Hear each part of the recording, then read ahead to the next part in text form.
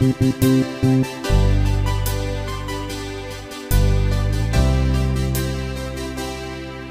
ន់កញ្ចុំកាដូក្នុងដៃជូនស្រីហុចកាដូឲ្យទេចរណៃទាំងញញឹមតែអូនមិនព្រមយកធ្វើឲ្យបងអស់សង្ឃឹមញញឹមប្រែคล้ายទៅជាស្របូនបងហុចកាដូអនុស្សាវរីយ៍ជូនស្រីគ្មានបំណងចង់បដូរយកអ្វីពីអូនព្រោះបងគិតថាស័ក្តិសមសម្រាប់ពេលមានស្គូនតែអូនបែរប្រកែកមិនទទួលកាដូបងអើយទេស្រីដោយក្តីស្មោះត្រង់ពីបេះដូង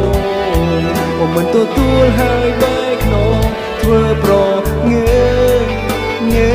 មិនព្រមទទួលព្រោះអ្វីសូមអូនមេត្តាព្រមចំឡាយឬមួយនាងគិតថាគ្មានតម្លៃ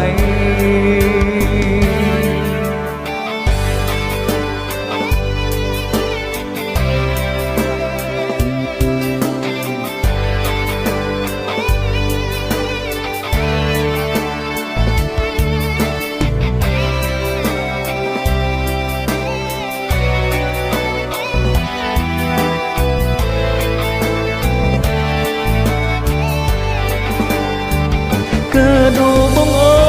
យទេស្រីដោយក្តីស្មោះត្រង់ពីបេះដូងអូនមិនទទួលហើយបែរខ្នងធ្វើប្រងើមិនព្រមទទួលព្រោះអ្វីសូមស្រីមេត្តាព្រមចំឡាយឬមួយនាងគិតថាគ្មានតម្លៃសប្បាយចិត្តបើនាងទទួលយកកាដូ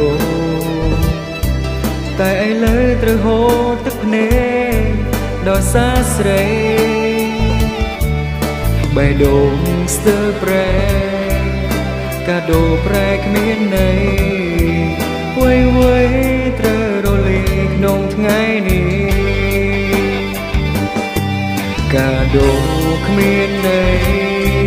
ហារតីក៏គ្រោមគ្រាព្រោះយើងមិនមែនជាគូ